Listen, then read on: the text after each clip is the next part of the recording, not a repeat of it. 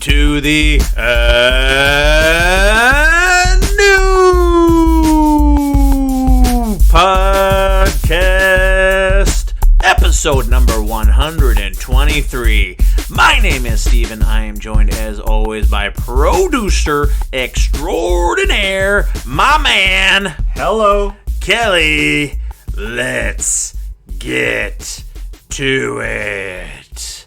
We had an amazing vacation. Much needed, Kelly. Much needed vacation to really put the fire back into you for the show and just for life. Just for life alone.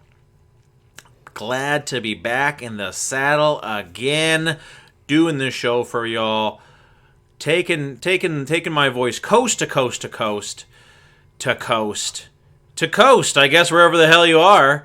But just super glad to be back. We are live and inside here is just protecting ourselves from the heat. Quite the heat wave we've had up here in the lower mainland. Breaking records, fires everywhere. And I'm not talking about Davie Street. I'm talking about the forest fires here. We've had one hell of a summer so far, and it is just begun. But you know what I mean? Loving the heat. We had obviously that record-breaking day, Kelly, where it was pretty crazy. But other than that, I think actually we're kind of settling in. I think it's what I was talking to somebody about it today, and I think after that day, it'll never be that hot again. And this heat now is super bearable to me because we went through the worst. Yeah. You know what I mean? That kind of I was doing good with my working out and shit like that. That week of heat kind of put a damper on any moving, not alone working out. I was doing a zero minimum moving. Was on my diet that week. Yeah, 20s aren't too bad either. No, 20s are perfect. Like 40s before. Yeah, exactly. 40s is unbearable. I don't know how the people in Arizona and Nevada and New Mexico how they do it, man. No. How they stand that heat all the time. I know it's a dry heat, so it's a bit different. You know what I mean? But still, they still get humidity. You know what I mean? Like places like Florida and shit like that. The humidity that they get. No offense if you live down there, but you must look old fast. Yeah. Unless you use like a lot of like skin cream and shit. No, I'm pretty sure they do. Pretty sure they do. Wrinkly as hell. America. The dry heat. That's why, slow bake Americans, they always seem like they age earlier. You know what I mean? Maybe you could be onto something, Kelly. You're closer to the equator. The closer you are to the equator, the older you look. Yeah. Could be something. That's why Canadians like myself, young and attractive, very attractive, and very beautiful face. That's right. If I don't say so myself. I got ID'd the other day again. Yeah, I know. I did. I'm not making this up. No, I'm saying. And I always say, I take it as a compliment. I take it as a compliment. And it was a little bit of a kick in the nuts, though, because she goes, "Oh, the mask did you well, because it hides my beard." I'm like, okay. Oh, you just offended me. Burn. But I think it's the thing, too, that I never smoked cigarettes. I never smoked cigarettes. I think, you know what I mean? I think that attributes to health. Yeah, exactly. You could definitely pass 25. What? I fucking 100%. I've seen 25-year-olds that look like they're 40. I have too. I don't Americans. know what's going on there. Smoking, though. Yeah. That's a big one, I think. It really is, absolutely. Smoking the non-wacky tobacco, the normal tobacco. Yeah. Terrible. You know what I always found was gross too, Kelly, was chewing tobacco. Ugh. How? Yeah. I knew somebody used to chew. It was like a warehouse environment. Gross. So you'd like carry like a spit cup around or like a spit bottle? We actually had like these big orange bins that would throw like paper in and like boxes and stuff. You'd spit in there with it, and then it would go to the recycling company. Gross as hell. Yeah, I'm not gonna name any names. Still, no, that's what I'm saying. I don't understand. I know those tons is super popular in America, and obviously the country areas of Canada, the redneck areas, that people love chewing tobacco, and I have no clue why. Yeah. Zero clue. I think it's just like cigarettes. Once you do it a few times, you get hooked, and you're just like, that's like your normal life now. Yeah. But the one thing that pisses me off is people, I saw it just the other day, too, people just fucking throwing their cigarettes willy-nilly. Yeah. You know what I mean? Their butts, just flicking them out there. Especially in the summertime, it's just, causing all these forest fires. If you drive the highway right now, which I've done the last few weeks, you know what I mean, going to cam loops and shit. Coming back, there's these little brush fires everywhere along the highway because some dickwad just not even giving a fuck, just flicking his cigarette, and it's like second nature to them, flicking it out the window and into fucking basically dry brush. When you're part of society, you make an agreement that you're not going to treat the outdoors like a fucking personal garbage can. That's ridiculous. Well, especially with cigarettes. That's the thing that bothers me the most, is they almost feel like this their right to be able to just flick it out. Well, it's kind of like the people who don't pick up after the dogs. You know what I mean? It's just the same fucking assholes. You know what's been bothering me lately? People making wide turns in the left lane. Yeah. Sons, I lost all my fucking Frosties the other day.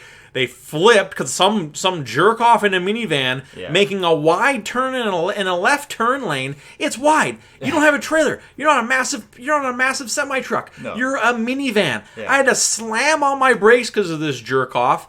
And thankfully enough, I had 4 large Frosties on the floor too. And one spilled all over the fucking place. But I was thankful the other 3, the lid stayed on. Yeah. But that cleaning up a large Frosty from the fucking bottom of your floor in the heat wave, fun. What a dick. I know. It's like you think you don't know if he's gonna like drive right in front of you. Or That's why I didn't know what the fuck was going on. Yeah, it's like, and all he was doing was making a wide turn. It's like, you don't need to, man. You don't need to my lane. Fuck off. Such a wide turn, you come like halfway through the lane. Yeah. That is ridiculous. That's super ridiculous. Absolutely ridiculous. I don't know if you Americans get that, how bad is driving in America. I can only imagine. Your super straight highways. And your no U-turns. What's up with that?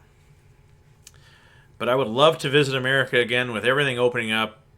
Cannot wait to come maybe do a Seattle trip or a Las Vegas trip, something. And that's what I did in Kamloops the last few weekends here on our vacation here, was stimulate the local economy. And it just felt good to get out. Felt good to see people not wearing masks.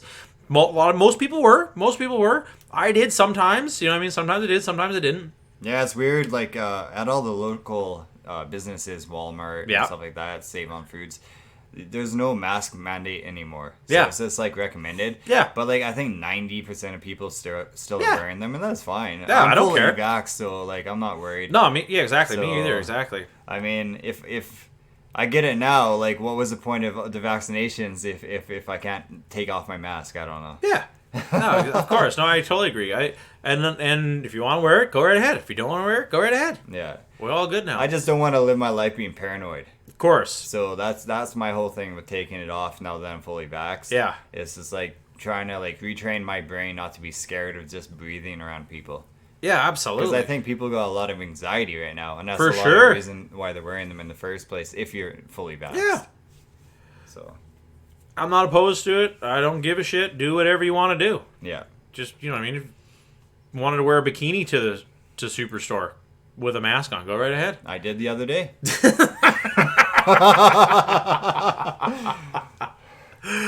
Oh, shit.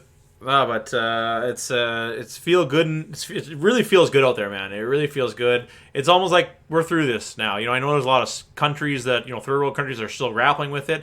I think obviously that's the shift now. Is got to be getting, you know, those places vaccinated, just so we can put a stop to the variants, obviously, and you know what I mean, and we won't have to worry about anything. Obviously, all the studies have shown the variants spread quickly, but the vaccines have worked against them too. So. I think we're going to be okay. I think come Christmas time, everything will be right back to normal, and we'll see less and less masks. Even, you know, like I said, I don't care, wear it, but I think just one of those things is what we're going to be seeing, and hopefully we can see more Xboxes. That's all I care about. Oh man, I've been just pricing out new computer parts because there's a game coming out in August called New World, and it's kind of like an RPG, kind of like Morrowind type of like Elder Scrolls type deal. But it's combat based, where I guess I could talk about it. Save it at the beginning. Yeah, let's hear about it. I don't think I've even heard of this game. We'll look it up during the video game section. We'll talk about that right close to the end of the show. Gonna talk the UFC. Can't wait to even say how crazy the UFC was last night. A monumental trilogy went down in crazy ass fashion. I think you know this day and age we should expect no less when it comes to that octagon cage closing, Kelly, and anything under the sun can happen, and it did last night. We'll break that down at the end of the show. Gonna talk and reviewing the reviews. Continue our tour of American McDonald's. Gonna talk a little bit of working out. And what TV shows did we get up to this week? Or weeks, I should say. But without further ado, let's talk some MMA news. Biggest announcement I think would have to be coming down, and yet rewind the motherfucking clock, because you heard it here first, folks, from none other than the producer, the man, the co-host with the most, Kelly, with the suggestion of Nick Diaz versus Robbie Lawler 2. It's in the works right now. Nothing is official, but man, oh man, what a fight that makes sense. Yeah. And especially, it obviously has to do, I think, heavily with now Nevada State Athletic Commission will no longer fine you or suspend you if you smoke the reefer. Oh, he'll be on edibles for sure in the fight. He's going to be loaded up. He's going to be so loose. Like, man, he looks completely different. He's going to ride a bicycle down to the ring. And then they're like, that's why he slurs his words. He's fucking on so many edibles. Oh man! But you know what? Like, a lot of people are hating this fight just because they think that they're too old. Yeah. But the thing is, my god! If you're like old school MMA fan and you watched the first fight, man, that was a banger. And you got to realize too, like Nick Diaz, yeah, he's older, but he never like bounced around and shit like that. He had so much time off too. But he was always like a boxer and jiu-jitsu guy. Yeah, like. I mean, like, he's how much movement does he need, really? I know he's older, but, like, if he, like, can't box and he falls backwards, he's just going to wait for the guy to come in his guard. You know, that's how he fights. I don't think it's going to be a bad fight at all. I don't think the age is going to matter in this fight, is what I'm saying. Yeah, absolutely. You think of a guy who was basically, like, active, like, over 10 years ago. Yeah. You know what I mean? He's really, from 2010 on, his numbers declined harshly, obviously. Yeah. You know what I mean? But I think that'll help him out. I think that'll totally help him out for this fight. But I think that's who I can't believe people are actually saying that this fight is bad. Perfect time for both these guys. They are the older guys. Yeah. That's what we want to see. We don't want to see him up against an up-and-coming new guy. This is a Legends match. Yeah, Legends match. Exactly. It's the perfect timing for both of them in their career. It's a rematch for Robbie Lawler to avenge his first knockout. Yeah. You know what I mean? I think he got knocked out by Tyron Woodley. Mm-hmm. He's kind of a flash knockout, but the dude has very rarely been knocked out, and this was the first knockout of his career. Kind of put a dull on his shine, and really the UFC didn't re-sign him after that. Bounced around, to Strike Force, to even Icons, the Hawaiian promotion, shit like that. He was doing a lot of underground stuff. I think he was even on the XFC, the Extreme One, Extreme FC, wherever the fuck that one was, for a while there too, to finally get back, becoming the Strikeforce champ, getting back to the UFC, becoming the UFC champ as well. Obviously now he's older. He's top 10 of 170 is tough to say right now. Yeah. Tough to say. Maybe number 10. I wouldn't count him out for that. Just because his inactivity. Mm-hmm. I think that's the only reason why he falls a little bit farther down that ladder. And the guy's old as hell. Yeah. He's old as hell, and he puts on great shows. But that's the number one reason why I want to see this fight. With Nick Diaz has some stinkers, but he fights with dudes who come to bang with him. One of my most favorite fights was Cyborg. Yeah. Versus Nick Diaz. Because of that, Cyborg came to bang. Paul Daly. Another great fight against Nick Diaz. Because why? Because Paul Daly came to bang. Mm-hmm. He was there to stand up. And that's what Nick Diaz loves. He loves to stand there and trade. And I think it's two dudes who are going to stand there and trade with each other with a lot of head movement will be Nick Diaz versus Robbie Lawler 2. Cannot wait to see this one go down, Kelly. Like I said, unofficial. It better happen, though. Dana White, give these guys some fucking money. I want to see this fight happen. But, Kelly, the biggest question about this matchup, who takes it, my man? Who takes the W? KJ Nunes. No.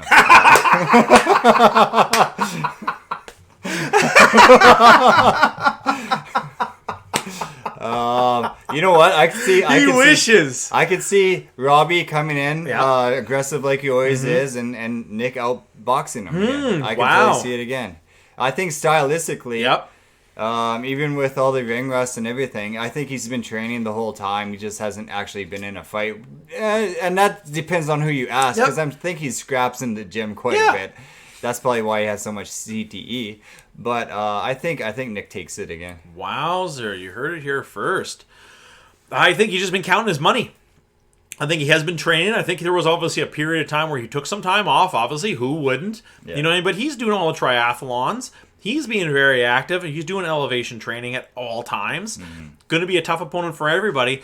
But I'm taking Robbie Lawler. Oh. But I'm still taking the decision. I don't think he's going to finish him. I think it's going to be a hard fought. You know what I mean? Maybe 3-2 rounds, some shit like that. 4-1 round.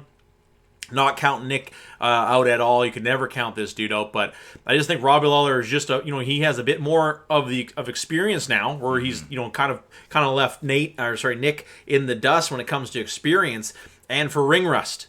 That's my number one thing I'm basing this on, ring rust. For you can't replace that in combat. Even though Robbie Lawler has taken some time off recently too, he still has far less ring rust than the huge layoff that Nick Diaz has taken, and deservedly so. He didn't want to fight. He was going to count his money. Yeah. Why the fuck not? Here's another question. Yes. Do you think Nick will show Robbie his butt during the fight? I think if there's a line on that to bet on, I would 100% bet on that. Absolutely. You heard it here first, folks. You know what they try to do? Yeah. They show their butt, and then so what happens is the guy's like, okay, I'll walk in and I'll get a good shot on him, but they do a back kick. If you do. That's what I've noticed. And they always do a back kick to the head. So wow. I don't think it's a secret what they're trying to do. And I think that's why most people just wait on the outside. They're not like, oh, this guy, I don't know what he's going to do. I think it's more like, okay, I don't want to get kicked in the head right now. Of course. So, yeah. They always love their ninja. That's the thing with the Diaz. They love their ninja shit. Yeah. They love being ninjas. Well, he was quite active in 2010 and 2011, 3 fights each year. Mm-hmm. And then 2012, he fought Carlos Condit and lost. Fought Georges St. Pierre in 2013 to his rematch loss again. And then the really bad fight against Anderson Silva 3 years later. So he's on a 6-year layoff, man. That's a long time. I thought it was going to be a little bit longer, but last win coming over BJ Penn, which was just a straight beat down. BJ Penn had no business being in fighting at 170, especially against one of the biggest 170s. I thought you were going to say still fighting. Yeah, that was even 2011 when even BJ Penn was probably farther on being irrelevant in his career. The Paul Daly, the Cyborg Santos win, KJ Noon's win was a big one too, beating the fuck out of him. And one of my most memorable fights for some weird reason was the first Dream cage match when they had the cage, because they'd always have a ring. So Dream had this thing where they had a cage, and he fought Mach Hayato Sakurai, and gets an armbar. It was actually quite a nice armbar. Check it out if you're a submission guy out there and you haven't seen this fight. It's quick. Check it out. It's a beautiful armbar up against the fence too. It's absolutely textbook execution, and just for positioning, it's like a 10-degree difficulty. It's really, really good. One of my most memorable fights with him is when he went to I think it was Japan, and he fought Gomi. Yes, kid. Yep, absolutely. But then it was overturned. It was overturned, because he got popped for weed. Absolutely, yeah, for sure. But he just toasted the guy, and it was supposed to be like one of his hardest fights. Absolutely, good call, Kelly. That's when that fight put him on the map. Yeah. That fight, because exactly, Gomi was on the top of his career, and Gomi was really beating up dudes, and Nick beat the fuck out of him. Yeah. Like it wasn't even a fight really. It was an absolute fucking beatdown. And then into the submission, he beat the absolute shit out of him in that fight. and Gomi was never the same after that too. Great call, Kelly. Great call. Great fight. That was an insane fight. I remember just thinking, holy shit, how crazy is this that's going on right now? That Takanori Gomi just got the fucking shit kicked out of him. Yeah. Lost to Diego Sanchez way back. This guy's been fighting forever. He fought Diego in 2005. Diego was a beast at 185. Yeah. Oh, big time. If he stayed at 185, I think he would have done better. I'm sure it was at 170, but still, either way, Joe Riggs he lost to, then Sean Shirk. Wow. I think Diego was better at 185 than 170. Oh, yeah, big time. His 170 career sucked. And he has that big loss over Caro Parisian as well. There's a dude that totally had a... I think he fell into the gang life or something. I'm not sure what happened to that guy. Great announcement. I can't wait to see how it go down. Only time will tell when it does. Another big fight announcement that came down, I believe it was last week. We will see Derek, the Black Beast Lewis, take on Cyril Gane, UFC 265 in Houston, Derek Lewis's hometown.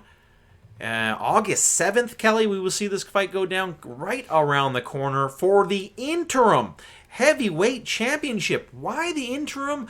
I don't know. The whole world, I think the whole fighting world is asking why interim. Why can't they just give him a number one contendership bout?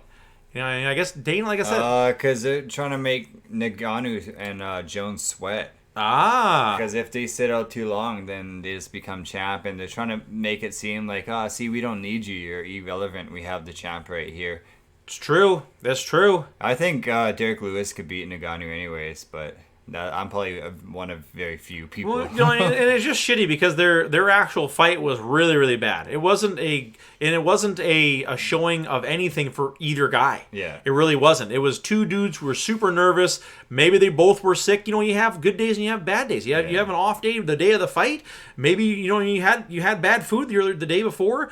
Both dudes were off that night, and it was one of the worst fights of the year. If I wouldn't say of all time. There's been some pretty bad fights, but this one, it's got to be top 10. It was a really bad fight. But we've seen a lot of these headlining bad heavyweight fights, and I think it just was one of those. It just was two dudes who were pretty young in their career too, Kelly. They both had some big knockouts. You put them up against each other, and then Ngannou, remember, he had that terrible fight afterwards. He did get the title shot up against Stipe, and he had that total stinker of a fight against Stipe too. You know what I mean? So I think it was two dudes who've they found themselves now. They've definitely found themselves, just with how deadly Derek Lewis was against Curtis Blades, knocking him out like that. You know what I mean? And then obviously Ngannou's being the champ, but Cyril Gane, I think, is now this dude he's beaten up everybody. He didn't have a super good showing against Volkov. Volkov's very, very tough though. They did go to the decision. Two kickboxers. I think it's kind of what you got to expect when you see two kickboxers go at it like that. But I think it's a great style matchup, and I think what is happening in this one here, Kelly, is Cyril Gane is actually going to sleep on Derek Lewis's style. He's the kickboxer, the European kickboxer. You know what I mean? These they come in with swagger that, hey, you can't knock me out, you can't even touch me, and I think he's going to learn real quick what everyone else has done fighting Derek Lewis. They're not worried about his power. And his power is probably the best in the UFC. Him and Francis Ngannou probably have the best power when it comes to punching in the UFC, if not the fucking world. Yeah. And I think it all takes is one. It all takes is one. Who do you see that one? Who do you think takes that one? Derek Lewis or Cyril Gane in that one, Kelly? In the interim. Lewis. The interim. I think Derek Lewis knocks him out in the first. I think so too. I know Cyril Gane's like a big dude, but I think it's just Derek Lewis's time. Yeah, it's Derek Lewis's time. You can't let this dude touch your chin. And the longer the fight goes on, the more chance he will. Yeah. The better his odds to get him down. I don't. We haven't seen Cyril Gane put dudes out too. I think he has a few knockout victories, but he's in the heavyweight division. You should have more, really, if you want to be this striking dude who everyone's supposed to be afraid of. But he's not really putting dudes out. I think Derek Lewis got a hard ass head. What's going to happen? I'm obviously picking Derek Lewis as well. Interim belt, though, this is my theory on it. I'm pretty sure Dana White owns the company that makes the belts. That's it. So he's like, everyone's interim. Everyone's interim champ. All right, here's the bill. UFC. I'll just invoice you from my own company. That's hilarious. Well, I can't think of anything else. I'm not opposed to it, but still, it just, just make them the number one contendership. Give them a medal or something. Yeah. But to make an interim champ so quickly, I think the timing is a bit weird on it. The timing is definitely a bit weird on it, and it. It just kind of seems a little silly. That's what I said. That's the only thing I can think of. It just seems really silly to do it so quickly. Give him a medal. Give him some fucking kind of chip that says, hey, you're the number one contender. No one can take this away from you except for you. You Money in the Bank. In wrestling, they have the Money in the Bank briefcase. You can go cash it in. Yeah. And that's what he gets. He gets a briefcase with a contract for the heavyweight title anytime he wants. Yeah. Maybe just a trophy. Yeah, a trophy, yeah. It says #1 contender with a ring that comes with it. Maybe a couple diamonds in it. Yeah, I like that. A watch. Yeah. And it's like, you're #1 contender. Yeah. Like, you got the fucking trophy. Exactly. Moving right along, though. A huge announcement coming out of Bellator. It was a little while back, but I wanted to talk about it. Bellator, first time going to Moscow, Russia. And not only, I believe it'll be in the beginning of September is when this card's going on. Oh, no, I believe this card's in October. I thought I wrote it down, but I did not. I think it's in October, but still, it will be headlined by none other than the last emperor himself, Fedor Emelianenko. And it's not even going to be his retirement bout, Kelly. He still has one more fight on his contract. Love this signing. Whatever. Get him out there. This is what Bellator does. These legend fighters. I think a dude who's been, he's had lots of downs. He's had lots of downs, but he's had a few victories in these legend fights. Frank Mir he beat up. Chael Sonnen he beat up. Obviously a weight mismatch, and Rampage he beat up. Rampage too. You know what I mean? Far beyond their prime. Far beyond their prime. But so is Fedor. You know what I mean? So is Fedor, and he's beating the fuck out of these old dudes. So I say fucking bring on Tank Abbott. Dig that son of a bitch up from his fucking seat at Hooters. Oh, shit. Pry him out of that booth. Put some gloves on that son of a bitch. Give him some coffee to sober up. And I want to see it. Tank Abbott versus Fedor in Moscow. Make it happen. Make it happen. But in all seriousness, the actual people who are lining up, there's a lot of dudes who want this fight, obviously, because I think it's going to have a pretty big payday for Bellator. I think obviously #1 guy who wants this fight, Fabricio Verdum. He wants the first dude to beat Fedor, and he wants to be, I think, one of the last dudes to beat Fedor too. I think that one makes a lot of sense. But the one that we have never seen before that I would love to see is obviously Alistair Overeem. I would love to see, Alistair Overeem, a free agent now, just recently signed the Glory. Who does he fight? Who the fuck knows? I think this is a great matchup for him, too. Alistair Overeem versus Fedor. Does Fedor want that fight, though? Because Alistair can really put it on you. But the one I am hoping is true. This is the craziest rumor. It's really swirled around, and I'm hoping this is the truest one. Brock Lesnar versus Fedor in Russia. How awesome would that be, man? That'd be crazy. How awesome would that be? I bet you they could pay him. They totally could, dude. They totally could. I hope you've heard it here first, folks. I am praying that is going to be the fight, because I would fucking take a week off of work just to prepare for that. I think it'd be one of the biggest fights in MMA. Freak show, 100%. One of the best freak shows you've seen out there? Yes, also 100%. And I cannot wait for that. If it is, I could not wait for that, man.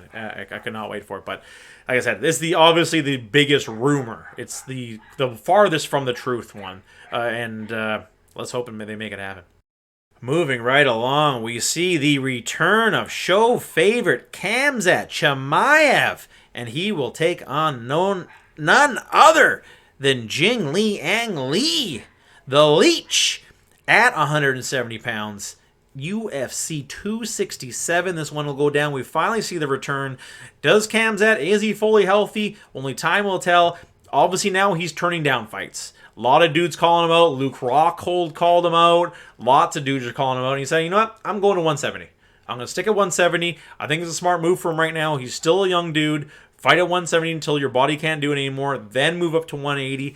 I think he could be a real problem if he is healthy. Let's see what Khamzat we see. If he comes out and knocks out Lee in 2 seconds, then he's the real deal. Because I think, because Lee is tough as nails. That's why I want to talk about this dude for a little while. This dude has been, because UFC had this whole China thing where they were obviously tapping into to China. A lot of these North American brands do. WWE tried to do it too, and the UFC is obviously trying to do it too. There's a lot of people over there, which means a lot of money. You know what I mean? It's simple math. If you can go over there, and they're obviously trying to get people more talent pool. good on him. But Lee was before all this. Lee was all before this huge, you know what I mean, with the new, they have like a bunch of UFC centers and this huge push to get Chinese fighters and to get Chinese viewers. Lee was before all this, and this dude's been around for a while. He's had his downs, and he's had a few ups recently. So I think that's why it's actually a tough matchup for Khamzat, because Lee just knocked out of the last fighter he just fought, and, you know, I mean, if somebody wants to step toe-to-toe with him, I think Khamzat is going to have to find out it's not going to be as tough as he thinks. Not going to be as easy as he thinks. Let's break it down here a little bit. Yeah, coming off that big KO win over Santiago Ponzinibbio. That was a huge win for him. Lost to a close decision against Neil Magny before that. Neil Magny is really tough, and it looks like he's got the Argentinian number, because he beat Ezequiel dos Santos as well, by TKO. He's got a TKO over David Zawada before that, another tough dude, and a decision over Dachi Abe. Lost a decision to Jake Matthews. So this dude is tough as nails. He's got, you know, I mean, it's hard to get some wins. 18-6 in the UFC. He's never really had a bad streak. He's never lost back-to-back. That's a tough ass dude, and they're really putting Khamzat to the test here with this one. Who do we see? Who knows, man? But stay tuned for this one, because I think either way it'll be fireworks. But like I said, I think Khamzat matches up well. You know, if anybody can, you know what I mean, against Kamaru Usman. Who else is really going to be able to challenge his size? I think that's what we're seeing, is Usman just bullying all these dudes. Everybody in the division cannot deal with his reach and with I think it's his, you know, his weight and his height. He's not the tallest dude at 170, but he's quite tall for his weight, and the way he packs that weight back on with that reach, people cannot find the answer for it. But Khamzat is gigantic, so we'll see what happens.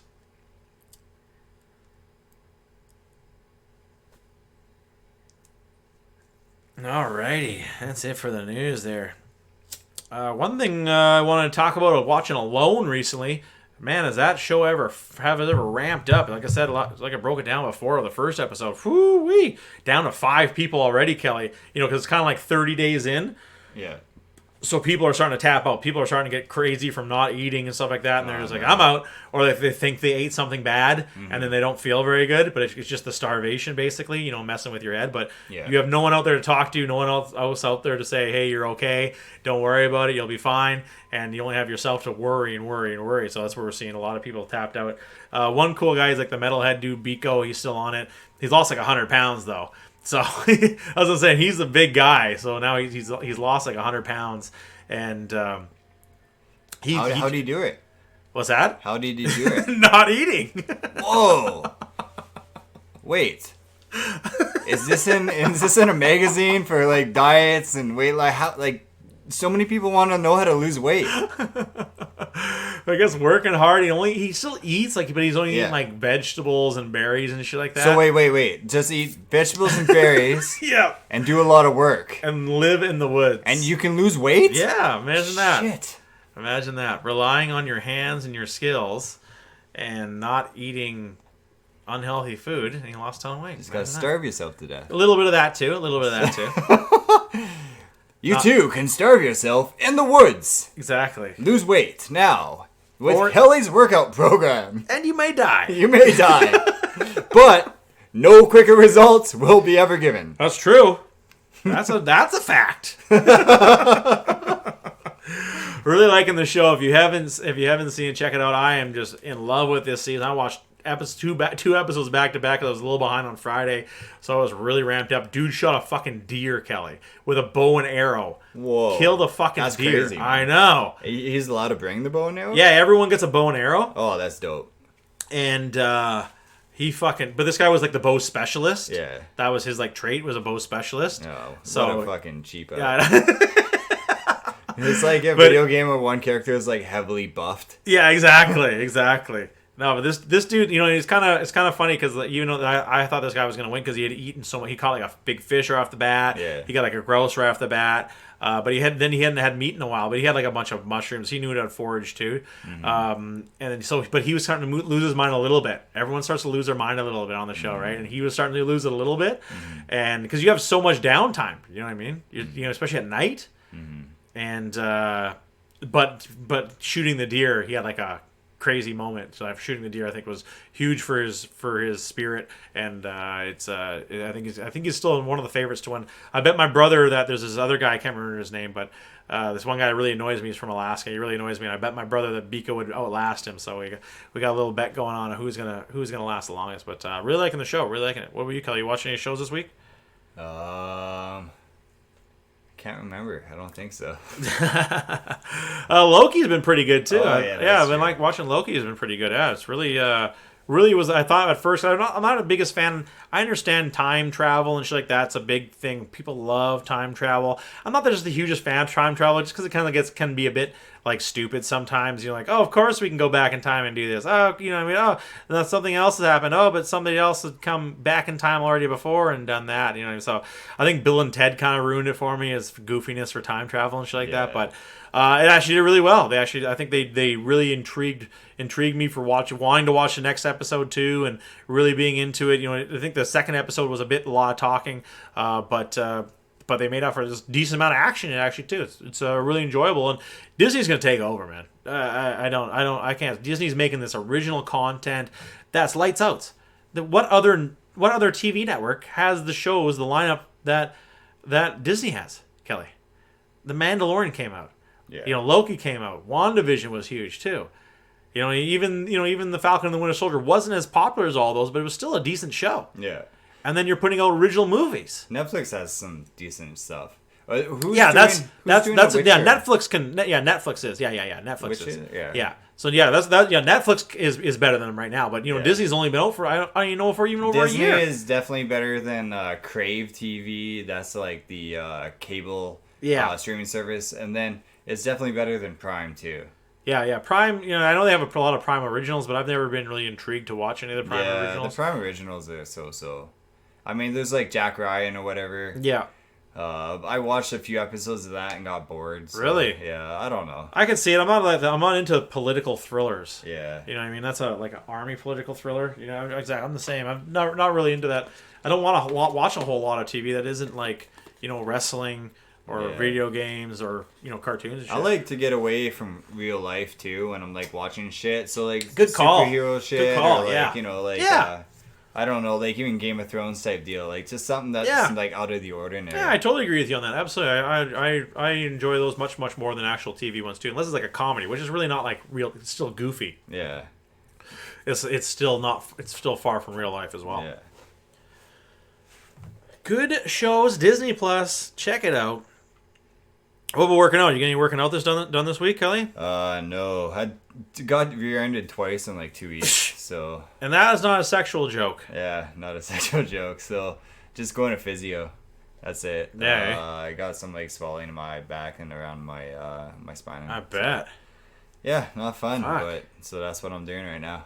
I think my arm's doing a lot better. That's good.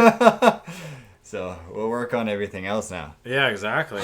But. It's funny because, well, it's not funny, but I haven't been in an accident since I was like 20 maybe, so like making up for lost time, like decades, like 2 decades or something, and then it's like all of a sudden got rear-ended twice, and you forget like how easily you can get like whiplash, especially when you get older. Absolutely. And then I just have it twice. It's just kind of aggravating. Because you're not ready for it too. Yeah. You didn't think someone was going to slam you. When I was driving up there, some dude, he fucking smoked him and slammed on his brakes, almost hitting me. But shit, he really slammed on the brakes. He thought, I look up in the mirror and he was like, you know what I mean? That's an issue too. If you slam on the brakes, you're gonna slide unless you have anti-lock brakes. Yeah, exactly. Like on an older vehicle, even some of the newer, you just want to do like 80%. Because it's going to stop you faster. Yeah. Oh, yeah, absolutely. So, I think it's a knee-jerk reaction, obviously, just to slam on the brakes, right? Yeah. But yeah, sometimes it can be a bad thing to do. Well, that sucks, man. Yeah, totally, man. Well, you know what I mean? At least you can get all the proper help, like not like you would have without ICBC shit like that, but at least with that, they're going to help you out. Yeah. Well, one's WCB and one's ICBC. Ah, wowzer, dude. So, we'll see what happens. Yeah. I gotta tell, like I said, since the heat wave kind of hit, I've just basically stopped working out. But I had a good little go there. I'll probably get back on the recumbent bike again, probably this week or something like that. But it was kind of weird. Weird story because I was like setting up my daughter's bed, and I had my shins up against like the side railing, and I started losing my balance a little bit, and I went to reach because the bed was up, like the bed was kind of like standing on its end on the floor, and it just like the bottom board was down there. I just put the bottom board down, and I was kind of tipping over almost, you know what I mean? And I go to reach to brace myself on the bed, and my hand just slips off, and I fucking jam my wrist super bad on the bed. Yeah. But what's fucked up, I was like, oh no, my wrist is gonna be fucked. Cause I don't know what the hell I have. I've played drums forever. But I got it actually from working in a tire warehouse. I messed my wrist up really bad. It's never been the same. I don't know if it's carpal tunnel syndrome or tendonitis. It's one of those. Yeah. But my wrist has never really been the same. It has like I have like a ton of like it just maybe like once every 2 months it gets like super bad and like I can't use it really that well. But if I just wrap it up and use like echinacea or something like that, it's fine. It'll be fine in a few days. Probably have a lot of scar tissue. It must be, yeah, it must be. Probably like a physiotherapist can actually break that down for you. It's gonna be painful as hell. Yeah. But after like a month or two of like just working on it, it's gonna feel better than it has in years. But that's what's fucked up. I thought I was going to be super fucked up, and my wrist feels better than it has in years. Oh, shit. I must have did something. I did something in there with the scar tissue. Like, I've never been able to like do that. I haven't been able to do this for years. Shit, man. Yeah, I know. Yeah, like my exactly. It doesn't hurt. It feels great. That's awesome. Right, and it was right after too. I'm like, oh no, it hurts so bad. I'm like, hold on, it doesn't hurt at all. It actually feels good. I got mobility again in my wrist. I was like, what the? I had some like Spider-Man shit go on. You probably like ripped whatever healed. Yeah. Yeah, exactly. Yeah, whatever the fuck was in there, it cured it from jamming it super bad. It was the weirdest fucking thing, man. Weirdest fucking thing. Put that in your doctor book. Yeah. Jam it really hard. It'll feel way better. That's what they do with dislocated shoulders and shit. That's true. Fucking pull and jam it in. It's true. Yeah, it was the weirdest fucking thing, man. Weirdest fucking thing. Well, I'm going to get back on the recumbent bike soon enough. Let's do it, Kelly. Back by popular demand, reviewing the reviews. We're going to McDonald's. It's so easy. It's too easy, Kelly, to do a McDonald's in Los Angeles since we're going to the Golden State, California, my favorite location probably in the world. If I was loaded and this show took off, Kelly, and we became celebrities, I would move to LA, baby. All day, fucking every day. Give me your bad water. Give me your smog. Give me your extreme poverty and homelessness, because I just love LA. I've been there a few times, and I just love it. It does. You feel the sunshine. It's got like a glow to it.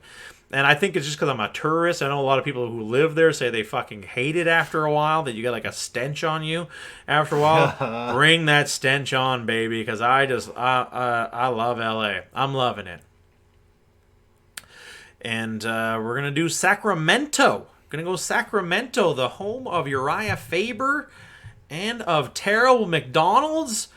Big shock, right off El Dorado Freeway. We're doing a McDonald's here. If you turn Uriah Faber's face upside down, his chin looks like the arch. Wow. You just Illuminati this whole fucking thing, Kelly. You fucking did. The biggest McDonald's owner as well, Uriah Faber. Wouldn't know if he owns this one. It has 3.4 stars here, Kelly, out of 1,337 reviews. The reverse butt chin McDonald's. I don't know what that picture is. There's some gross ass pictures. Look at that. It looks like raw meat. And the cheese is like kind of melted into it. It's like they picked a burger out of the dumpster.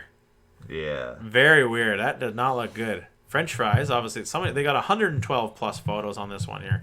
Let's take a look at the reviews, though. Obviously, I have not delved into these reviews here yet. Oh, maybe not. Still having technical difficulties at the new podcast. We'll be right back after these announcements. Yeti, the official microphone of the new podcast. Do you want to sound crisp and cool on the internet? Get yourself a Yeti microphone. There we go. That was weird. And back to the podcast. Ah! What the heck? What the fuck fuck is that? That is weird as hell. My God, this Sacramento, what the fuck is wrong with you? Somebody and look at this really wanted their picture on the Google reviews. Crazy review. And they gave him 5 stars 2 months ago. I really enjoyed eating the flavored ice cream and the clam chowder soup. I can get. I've never seen. And flavored ice cream. Is she talking about chocolate or vanilla? Like, which flavor? Like, that's what I'm saying, Kelly. Flavored. What was this person from the future? Does fucking I think that's what it is, Kelly. They're fucking from the future. Or the past. It's Bill and Ted. When have they ever had soup at McDonald's? Yeah, let alone clam chowder. Good call. What McDonald's is gonna have fucking clam chowder? That's from the future for sure. That is from the future. Clam chowder at McDonald's. Weird. You think our burgers make you feel sick? Try our clam chowder. Very weird. Someone like mad. They still gave him 4 stars though, and they like the review was actually saying they had to wait a long time and the food was not good. But I ate it. Yeah, exactly. And it was good. What was that one review? It was like this guy. He's like, the food wasn't great, but I ate it all and it was tasty. Yeah. And it's like, what? Here we go. Why do people like putting pictures of themselves on Google reviews? And this guy's got like a lot of like weird. He's like a Raiders fan. And he's got like a lot. It's just pictures of him, just selfies. Yeah. And then one's like a meme, like it'd be like a grandpa meme. Says, "Just because I accepted your friend request doesn't mean I'm interested. It's friend request, not a Tinder match." I don't know if anybody. I don't think people are sending this dude friend requests because they want to bang him. Let's just say that. Good stuff. Good stuff. Already off to California. Like, is there anything you guys can't do wrong? You even got reviews done right. Holy moly. Can't read that one. Too long. Didn't read. What was the very top here? Worst customer service I've ever experienced at a McDonald's. Okay. Sure it is. Well, that's a good too long didn't read. And their name is like bacon spelled upside down and backwards. Weird. How did they even do that? That's weird. I like it how he knew his review was so obnoxiously long that he just left a TL, didn't read. This person has 247 reviews and 760 photos, so they know how to review. They're super psycho. They are super. That's the guaranteed. Once you get past 100, you're psychotic. Let's read this one here, Kelly. MK, 3 stars, 2 weeks ago. Brand new one here. Hot off the presses. Hot off the grill. I haven't been to McDonald's in years, but I was really surprised when a 10-piece nugget, quarter pounder, no cheese. Who gets a quarter pounder with no cheese? Yeah. Are you fucking on glue? Large and medium fries and 3 apple pies comes to over $23. Now I understand why I hardly eat at McDonald's. As for the actual location, the employees I spoke to at the drive-thru window were both friendly, and my order was correct. Well, I'll be damned. MK. So just like the price. Yeah, you know what I mean. I'm kind of in the same boat as this dude. Not for the price, but as I was a guy who hadn't eaten at McDonald's forever. I think it was like an 8-year span where I did not go to McDonald's. I maybe got the breakfast once in a while, because that's made with an actual egg, but the burgers would fuck me up. They wouldn't sit well on my stomach, and then the chicken was even worse. The chicken would really fuck up my gut. So I'm like, I can't keep going here. And then but I always loved cheeseburger. I can't, I'd get it for my kids, and they love, Happy Meals and shit like that. Cheeseburger, though, man. It was a cheeseburger, and now that McDonald's is more expensive because the food is actual food now. Yeah. I believe. That's the thing. It is a little bit more expensive, but it's actual food now. It's not cardboard or whatever the fuck they were serving before. So I like McDonald's now because it actually tastes like food. It's not terrible, but it is a little bit on the pricier end. You know what I mean? It's $10 a meal. It is what it is. Yeah. You want food, you got to pay for it. I have no problem with that. That's when you go out, man. You're gonna pay a huge markup. Of course. In this economy, people just loving this McDonald's too. They are. I'm loving it. Okay, here we go. It's a DoorDasher, Kelly. This is the best. This is a guy who does DoorDash deliveries. K, 4 reviews 2 weeks ago, 1 star. all capitals here. DoorDash or people ordering DoorDash from here, beware. With like 6 exclamation points. Staff will not give DoorDash's order unless you have a hot bag.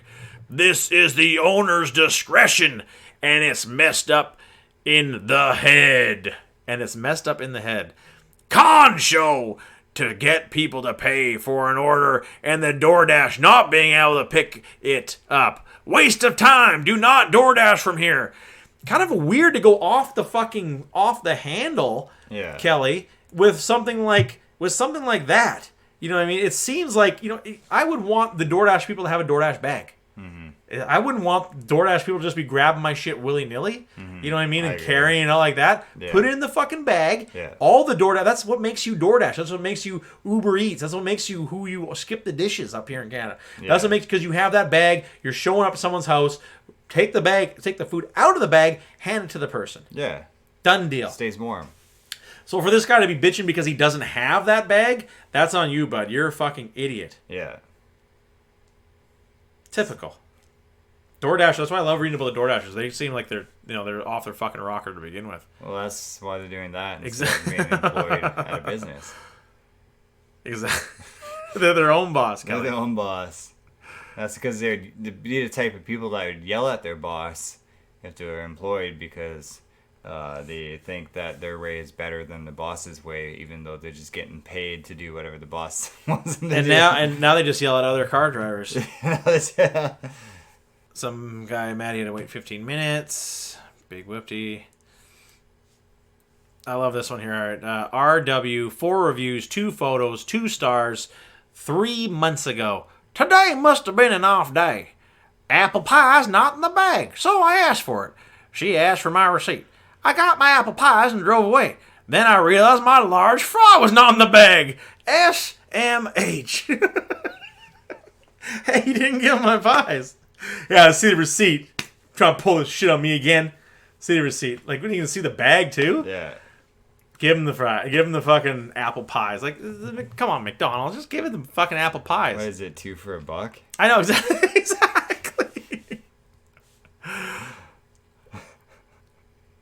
This guy looks like he's a liar. He's trying to steal some. I know. He's trying to, even though he's got a bag and he already bought a bunch of food, he's trying to bilk us out of from fucking pies. $1 worth of pies. 20 cents worth of fucking inventory. I know, if that. It's like the pies are worth the same as like the mail packets.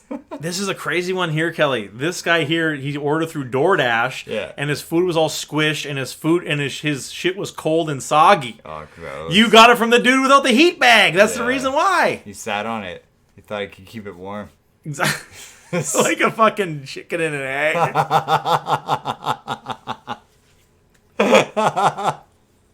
That's how I do business. Here's a good one. After eating, WF, 3 reviews, 1 star, 3 months ago. After eating at the parking lot, I wanted to get rid of the waste. There was no waste bins installed, as it should be. The staff didn't even answer my question about waste bins. Not helpful at all. Bad image for you, McDonald's. What was the question? Where's all the trash cans? She's probably like, why the fuck don't you have trash cans outside? That was probably the question. Yeah, it was probably super rude. And then the staff was like, oh, okay, lady, there's one right there. Close the door. It's like, didn't even answer my question. Like, why would you even... Like, these people don't give a shit. So I gotta tell you. When you go to McDonald's or someplace like that, these people do not give a shit. No. I felt bad for this dude the other day, too. In McDonald's, in the one I normally go to, it's got a long lineup. Everyone's the secret's out. Everyone's listening to this damn shows using my McDonald's. So the lineup's long for the drive-thru. So I go in, and there's a guy. I place my order. I'm waiting for my food, and the guy comes up and he's like, "Oh, can I get a McFlurry?" And the guy's like, sorry, the ice cream machine's broken." And the guy's like, like mumbling underneath his breath, and I can hear him. He's like, "Mom's like, fucking idiot, fucking shit's always fucking broken." And the guy's like, "Oh, sorry, excuse me," because it got like plexiglass and everything like that.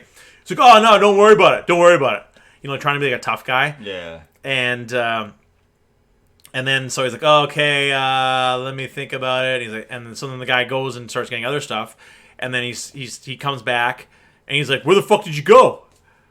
He's like, excuse me? He's like, I was still fucking placing my order. He's like, sorry, I thought I gave you some time to decide what you wanted. Yeah. And he's like, okay, well, he's like, well, we're still freezing. He's like mumbling underneath his breath all the time too. Yeah.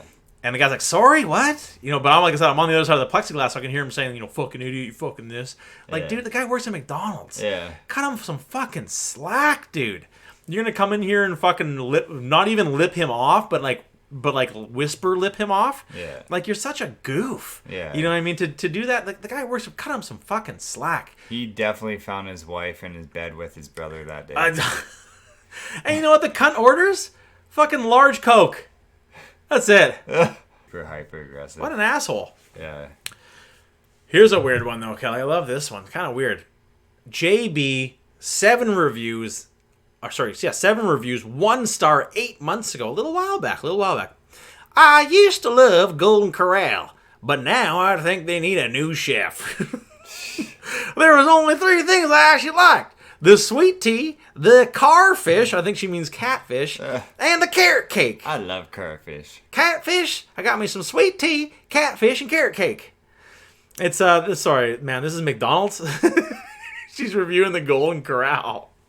I love this. Old people using the internet. Love it. Shit. Someone's saying it's the worst they've ever seen for fast food with 1, 2, 3, 4, 5, 6 thumbs down, Kelly. Wow, that's 6 a lot of them. thumbs. That guy should see a doctor, I think. Nobody should have that many thumbs. You should definitely consult your doctor. I don't know if I'm going to find a newbie review. I found this one here, Kelly. This is an amazing one because it's somebody's company. I always love it when somebody puts their company through, and they're going to review this place through their company name. Like, it makes you look like a piece of shit. And it's an advertising company. Yeah. With 10 reviews, 5 photos, 1 star, 2 months ago. Worst McDonald's in the area. Drive-thru makes lots of errors. The last time I waited in front for my food for 27 minutes before I asked for the refund. Lunch is only 60 minutes long. Expect to lose half of your time at this McDonald's. Going to McDonald's during lunchtime? Give me a break. What do you expect? Yeah. What? Other people want to eat lunch? At lunch? How dare they? How dare you not have 20 staff for the half an hour that the lunch rush is on? And then you have to pay them all 4 hours each. How dare you not? Piece of shit. Yeah. Yeah, I don't think I'm going to find the new review. Let's round it off with this one here. Where the heck is it? Oh, here it is. It's a very weird one. MH, 91 reviews, 13 photos. He's getting just about there as psychoticness. 1 star, 3 months ago. Oh, COVID, you wicked foe.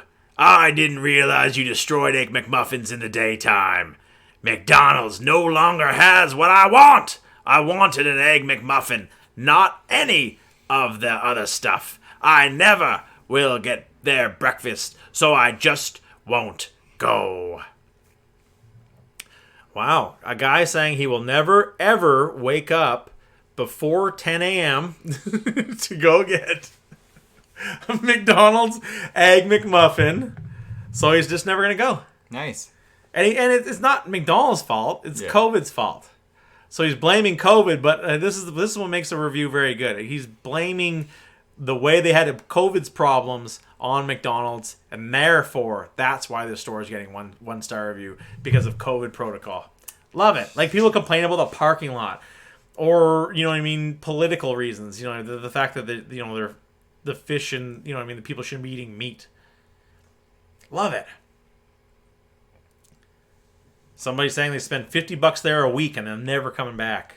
McDonald's is really going to be hurting from that one. Ugh, really going to be hurting from that one.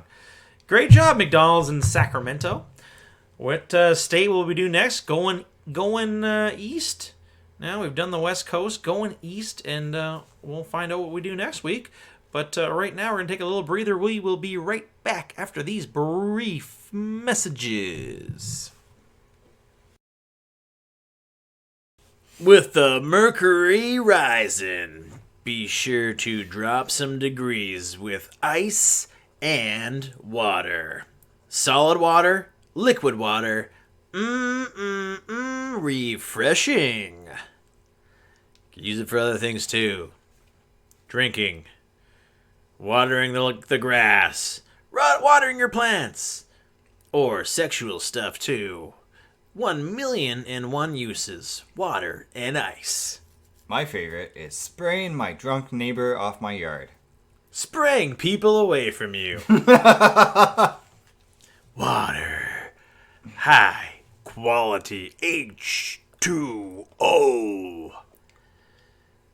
And be sure to drink plenty of water when you're drinking beers with your H2 bros. That's right. You know it. Welcome back, folks. Hope you enjoyed our commercials and go grab yourself a cold, tall glass of water in the house. You know I'm talking tap water. Drinking waters aside, let's talk some motherfucking video games. Kind of done a shift. It was allowance time for the kids, and through looking for video games, my son wanted to get a bunch of Halo games. So I'm like, well, why buy the Halo games when you can get them on Xbox Game Pass? You know, I mean, I'll pay for 2 months. You get all the Halos. Why the hell not? So we go to download it. I've subscribed to it many times before in the past. Great little service. And they're doing like the $1 for 3 months deal, whatever. Okay, I definitely won't qualify for it. Whatever, I'll still pay for it. Boom, I'm qualified. Yeah, so I guess I thought it was only new people could get it. Like if you hadn't done a thing before. Yeah. For the summertime, $1. I have it for 3 months. Nice. Yeah, super excited about that. Yeah, what a purchase that was for summertime with the kids being off school. Fucking perfect. One of the games I downloaded right away was Streets of Rogue. What a fun little game. We played it tons before. Played it with both my kids again this time. Had a lot of fun with it. It's still a really, really hard game. I don't know how to get past the 4th level. No fucking clue. We just once you get to those mobster dudes, they just fucking mess you up. And all the different characters, they have a skin pack now of new characters you can buy too. It seems like they've upgraded the graphics a little bit and kind of made the game a bit more fluid and sharp. Super fun game. If you haven't played it from last time we were talking about, check it out especially for a couch co-op with up to 4 people. It is so much fun. So much fun. Running around all the zombies. That's kind of one of my funnest things to do is run around as zombies. You turn everyone into a fucking zombie around you. They've made it turning people zombie much easier too, but you don't get the followers like you used to. So, man, really, really good game. And just really, really little things about it. It's always the little things about it. Just like these like the exploding generators and how they blow the whole place up. And we broke this one exploding generator, caused this huge fire. All the firefighters show up and we turn them into zombies. It was great. It was just super. It's a little shit like that. Super fun. But the game, Kelly, I downloaded and had it kind of in the back of my mind, and it's going to be my new game here on out. Basically, I can't tell you until I get tired of it. Skyrim. Downloaded Skyrim. Haven't played it since the 360, since the end of the 360. Because you remember Skyrim when it first came out, you could get it on 360 and on Xbox One. And I never played on Xbox One. I only played it for 360, so I have not played it in that amount of time. I played the fuck out of it, though, during the 360 days. So to play it now, I still have a lot of the memories in my mind of what to do and how to get places and who you need to talk to do what. And went with a thief class again this time. That was the first class I had ever done when I played the game. Super fun as a wood elf. So, just really, really awesome with bows and arrows and daggers and shit like that. So I'm just pasting dudes with the bow and arrow. I downtown this fucking dude, one shot headshot him right in the fucking mouth. Just absolutely it was like a super far arrow shot too. And they had the cool cutscenes, Kelly. You know what I mean? Like it's like the most newest version of the game. You know what I mean? The master version or whatever the fuck it's called. So playing it all over again with all the upgrades, with the fluidness of this game as well, and with the kind of the little cut scenes when you kill somebody is pretty cool. They usually always have it with the arrows and shit like that, but now I'm seeing it more and more now with the close combat weapons too. They used to do it every once in a while, but now I'm doing it a lot. So very, very fun. Just, going to my first dungeon and fighting dudes and sneaking around and really, sneaking and shooting arrows in dudes' back and shit like that. Brought back a lot of good memories, and my heart was pounding going through that first cave, Kelly. It's my thing. Dungeon dwelling, treasure hunting games are my thing. I will always be obsessed with them, and this game is exactly that. What's in that? Will you ever have to go into that dungeon? You may not. You may have a mission for that dungeon, but there's going to be something in there. And what is it going to be? It could be fucking anything. It could be money. It could be an amazing weapon, which I did find. First dungeon, found an orc bow, which is you don't find until much later on. And it's just, so that's my number one bow right now. And so I started off the game basically with an awesome weapon. And it's just really loving it. I am really loving it. I just did the trials for the Whitebeards. So now I'm set to kind of roam around. That's what I kind of wanted to do. I wanted to go just to do the main missions till I got all my shouts. Mm-hmm. And then now I'm going to play and do whatever the fuck I want. And that's the best part about the game. I just joined the Thieves Guild, so now I'm going to get all their gear, all their special stuff, and you get a ton of money. Once you join the Thieves Guild, you just get tons and tons of dough. So I've just started with the Thieves Guild, just got into them, and I just got to do the early mission for them, and I'm loving it, man. I cannot say enough good things about it. Just like I said, since it's one of those games where I've revisited a ton of games over the last few years, just out of sheer boredom, really, and just for looking for that high again of that amazing game. And one game I had not gone to in the entire span of the Xbox One is Skyrim, and I'm delightful with it. And I paid $1 for it. I used to play Skyrim, but then I took an arrow to the knee.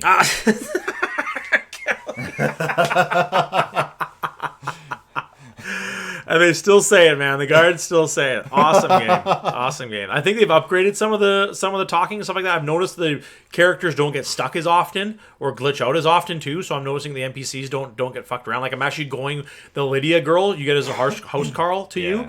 I never used her because she was always getting in the way. She was always getting herself killed. Now we're fucking shit up together, and nice. I couldn't do it without her. I think I'm progressing so quickly in the game because I gave her a ton of good gear and this super cool warhammer, and she's fucking dudes up, and she's taking all the damage while I'm sitting back bowing the fuck out of them with the arrows. So it's really a good team we got going on right now. And I'm doing a few little different things.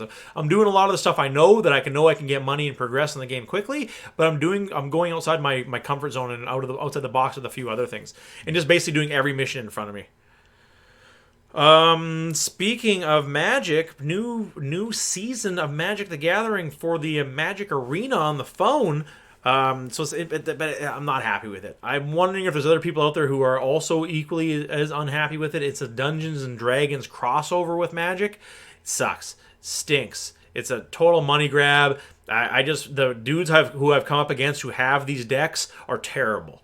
The decks are absolutely atrocious. You go off and each character goes off on his own dungeon, and then he has a choice of doing 3 different things.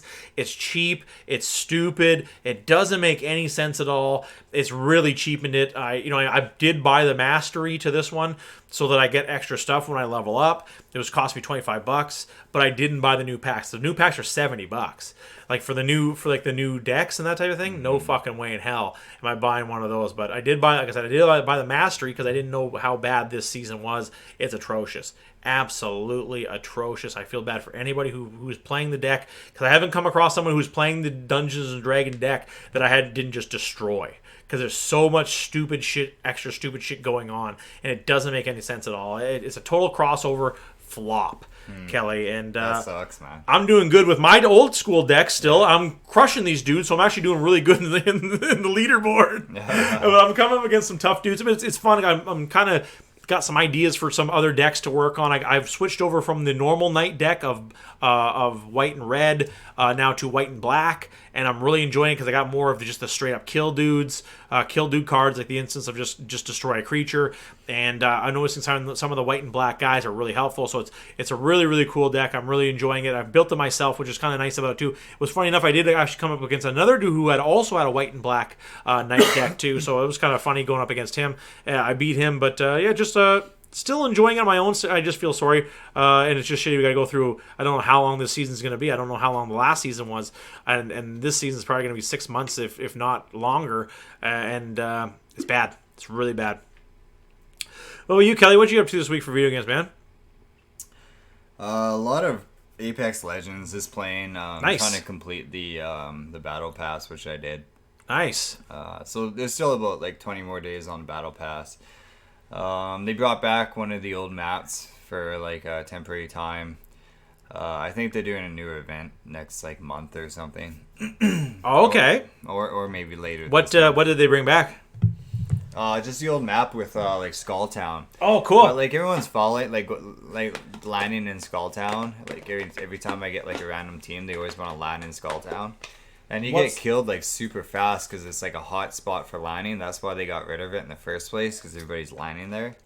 It's basically just like a really big city with like a lot of good loot, but you gotta like shoot your way out of it, right? So it's just pure chaos. And then if you don't land in Skull Town, it's like you hardly ever see anybody because everybody already landed in Skull Town and died. So I mean, it's a decent map. I mean, it's good for nostalgic reasons. Right. I like the fact that they have it, but I think it should be one of those things that we talked about before, where you get to vote which map you want. Oh, okay, yeah. Something like that.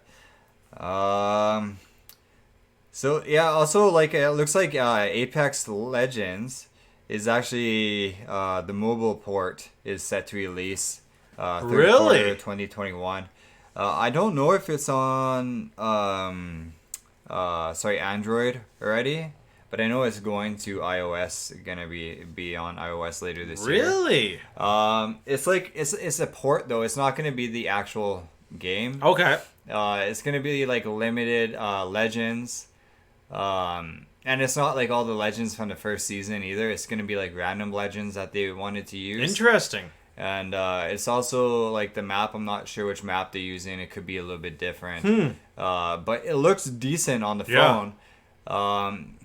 It's almost like if Switch used a mobile version, they'd probably have like a bigger fan base. That's hilarious. A lot of people are saying it's too washed out.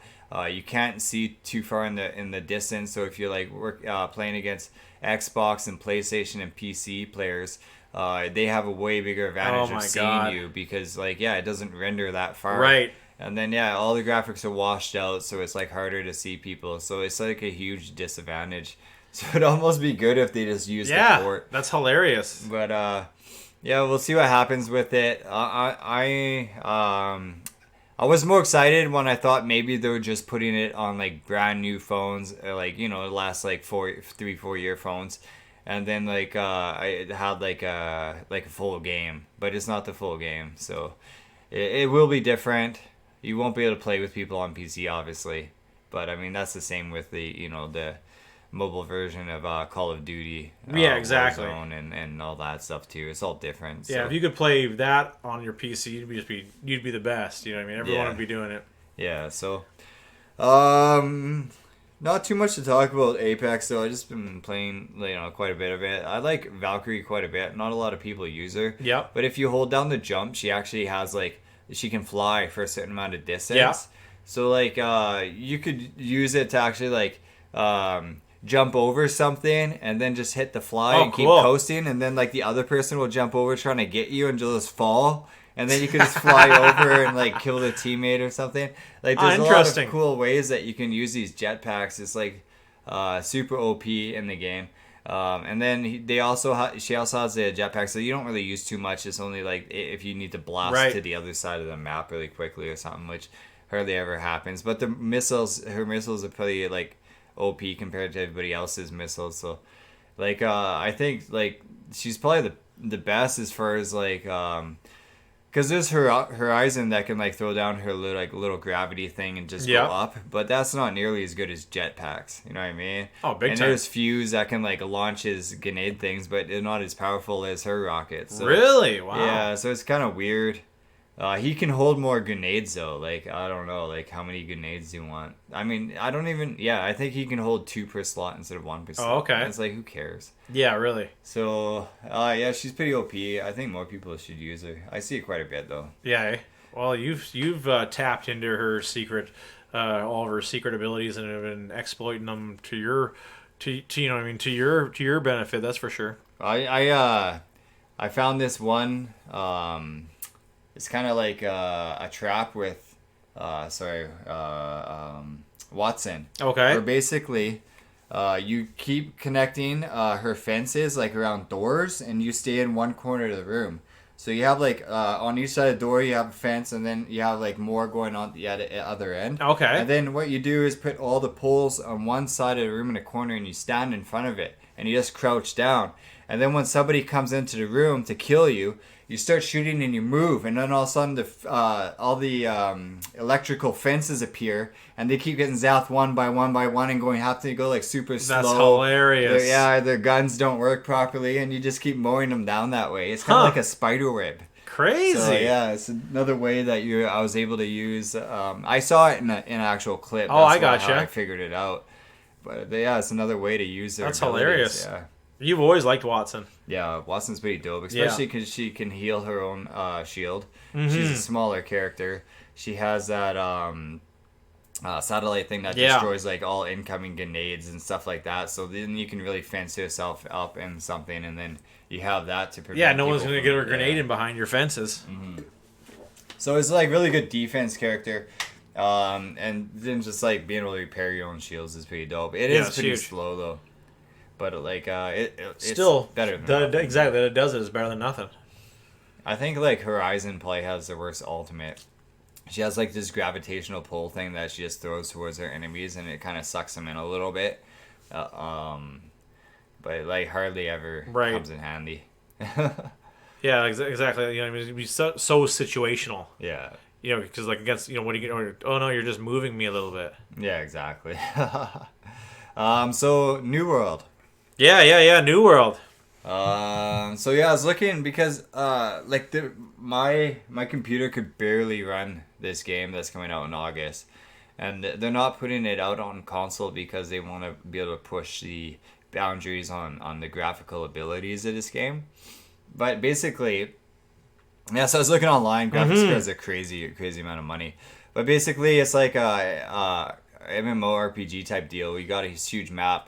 But it's more combat based, and you have like you can play with friends, like up to 5 friends, and you can build like what you do is you kind of go out in this map and you get like resources and like there's some P versus E, I guess, and you can get resources and like you build up like a fort, and then there's gonna be another team that's like has another fort like somewhere on the map too. I don't like I just like watch some videos. I need to really like look at more of this, but basically the combat is not like, you know, push 1, 2, 3 like spells and all this shit. You're actually like using your mouse or your controller, whatever you use, to actually like shoot at this person, like a, you know, like an action combat, like almost like an Apex Legends type deal, but it's like more RPG where you're like doing things too, and there's like what would you call it? There's combos? like tasks. Oh, tasks. Yeah. You can do combos too. Like there's different, like there is spells that you can shoot and everything too. But you actually have to. You can't just rely on it to like auto hit the person. You know what I mean? Like you can't just click on the person. Like this is who I'm shooting.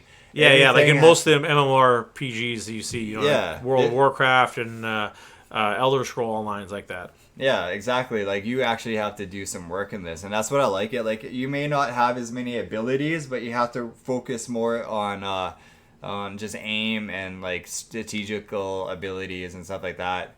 Not just like interesting. Yeah. So I kind of like it just because it does look fucking awesome.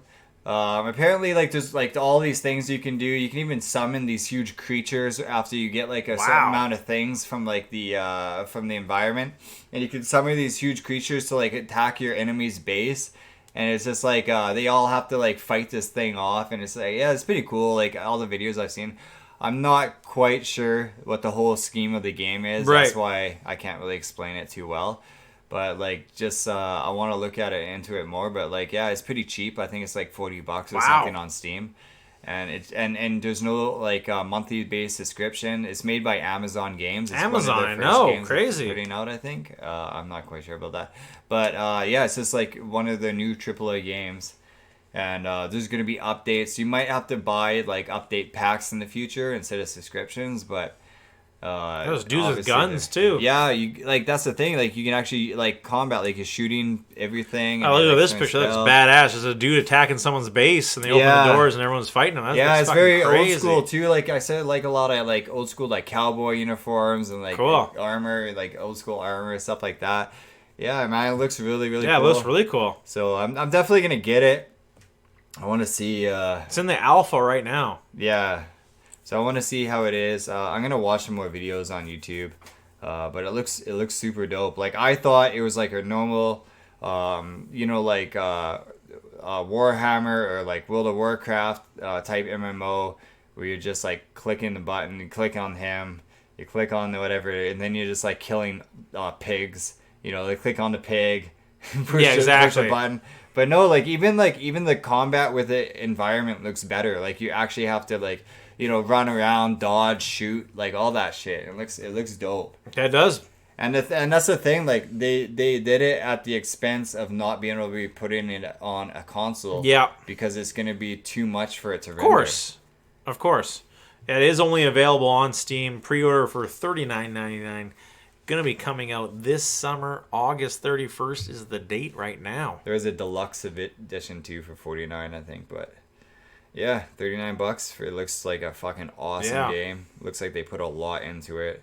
A lot of people are giving it good reviews that played. $40 especially too. Yeah. That's the price is right. Yeah, exactly. That's the thing. You want to sell a game. Yeah, you gotta price it. If I had a good PC, I'd buy it. I wonder if it'll be on Stadia. Google Stadia. I doubt it. You know what I mean? I think you need a mouse. You know what I mean? I hope not. I hate playing with mics. Well, this controller, yeah, maybe. It just says Windows is all. It's all the only platform it's on right now. Yeah. Wow. Interesting. Yeah, the game looks amazing. We'll see how it turns out. Let's hope we don't see another flop. Well then, no other games. You got any other games on the horizon you're thinking of? No, that's it. Yeah, I'll see what other games I download on Game Pass. I think kind of because they've amalgamated with EA, the EA thing, and I already have that. So, a lot of the games on there still aren't that great. On Game Pass, I'm just glad I got it for $1. You know what I mean? So what other games I get at, I'm not exactly sure, but I'm definitely going to enjoy Skyrim. Microsoft is making a ton of their games cross-plat from PC to... Oh, yeah. I think it's going to be the new thing. And with Windows 11, it's supposed to have heavy Xbox integration where you can just buy everything. Wow. You have your friends list, chat, everything, yeah.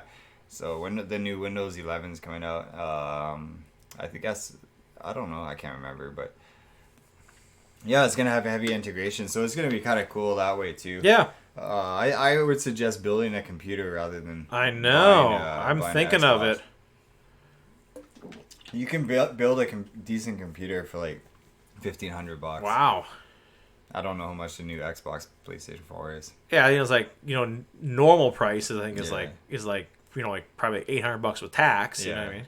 You have to get a Ryzen CPU. Well, you don't have to, but they're doing really well right now. Ryzen and Nevada, Nvidia is probably the best combo right now. I think it's hard to find. Is it still hard to find graphics cards? Or are they coming? They are in stock right now, but they are super inflated. But you can still buy, older cards that will play, this game pretty easily for I don't know, $300, $250. Really? That's not bad. Yeah, they're capable of playing all the new games. They're not going to be top of the line. The top of the line cards are going to be around $2,000 to $3,000. I know, it's ridiculous right now.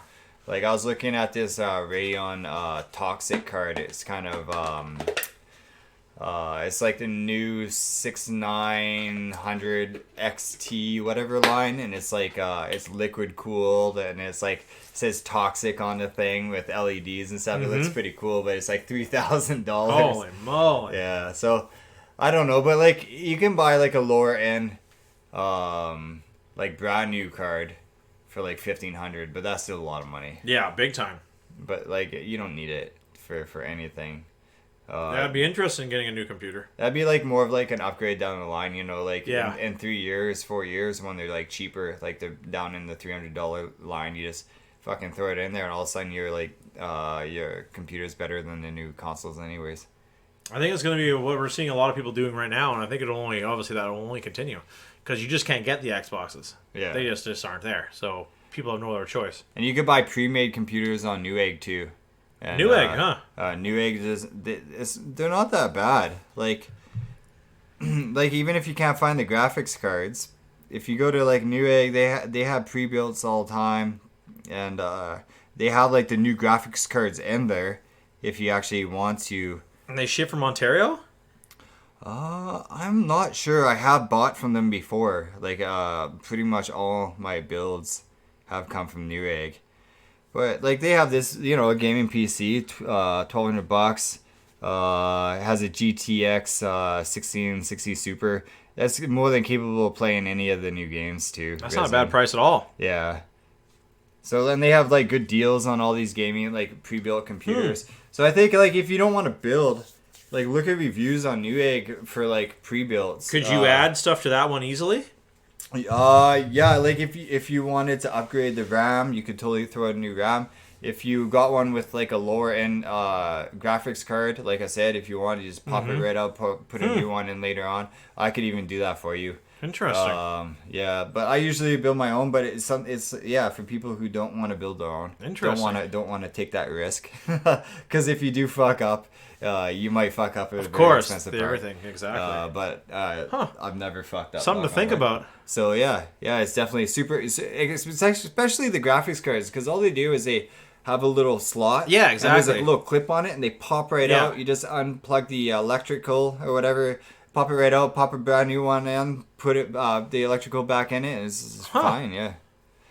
As long as it has the port, like the power supply, like the ports. But I mean, if you're buying a gaming PC, they're gonna have it. You learn something new every day.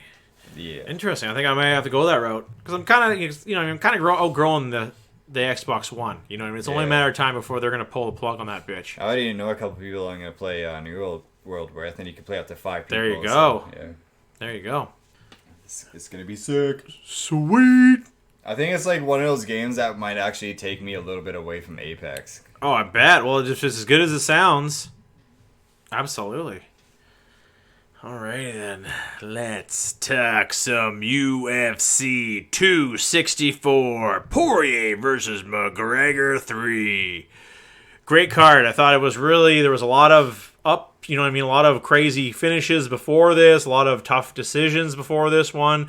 I think, everyone's settled into summertime in the States. I think it's like, last card, I think we may have seen a little bit, everyone was a little bit tired from the heat, but this one made up for it. We saw some dudes really lose too, like Ryan Hall losing to basically, a tough-ass dude in Tupura, but, Ryan Hall was the dude no one wanted to fight, and here he gets knocked the fuck out by the Spanish El Matador, Elia Topura, and he's 11-0 now. This dude, 24 years old at 145 here, Kelly, knocking Ryan Hall the fuck out is a huge win for him. He had a KO win before that over Damone Jackson. The guy's got 2 finishes in his last 2 fights within the first round here, Kelly, and that's going to be turning heads. I thought he was struggling a little bit in like first minute, I guess. Yeah. But then, he just knocked him out. He just looks tough as shit. 3-0 in the UFC, and he's going to be tough for anybody now. And, Ryan Hall really plummets with that loss. Zalgas Zugamarev, he has a huge win over Jerome Rivera with a standing guillotine choke. Brad DeFaris, I bet against him, turns back time and grinds out Omari Akhmedov. Jennifer Maia still showing her winning ways with a huge win over Jess Guy, just beating the shit out of her. Dricus Duplessis, huge KO win, Kelly, over Trevin Giles. Watch out for this dude at 185. We broke him down when he first got into the UFC, and now he's 2-0, both with KOs, one in the first round, one in the second round. A dude who's going to be a handful for anyone at 185. Michel Pereira, big decision win over Nico Price. I didn't catch that one, but Nico Price getting another loss and Pereira, looking good in the decision. Did you watch that one, Kelly? Sorry, Nico Price versus me. Yeah. How was that one in your mind? That was good. Yeah. I don't know. It was a good fight. Yeah, I think they actually won fight of the night. Yeah. We have a changing of the guard with Carlos Condit losing his way against Max Griffin. Max Griffin's tough as nails, though. Max Griffin was saying that he was going to put Condit away. Wow. Tough to put Carlos Condit away. Dude is tough as nails, but he's been finished very few times. Has he even been finished? Yeah, he's got 1 KO, 6 submission losses, and then 7 decisions. So he's only been knocked out once his entire career. And I'm looking for it here. He knocked out Dan Hardy way back when. It must have been early in his career when he got knocked out. Yeah. Long time ago. I remember his Satura Kadoka. I remember that heel hook he got with that one. I liked his fight with what's his name? The guy who fought with St. Pierre, trained with St. Pierre in his gym, Rory McDonald. Oh, Rory McDonald. Yeah, that was a really good fight. Yeah, I saw that one live. Really? It was in Vancouver, yeah. It was in Vancouver. That was such a They say he's got a TKO loss, or KO loss. Oh, it's a TKO from leg injury from Tyron Woodley. So he's never even been actually finished with the exception of a submission. Which doesn't count. No, according to some people, it does not count. Still, a dude's never been knocked out. That's tough to say at 170. We see Sugar Shane O'Malley get back his winning ways in a very gritty win over Chris Mutino.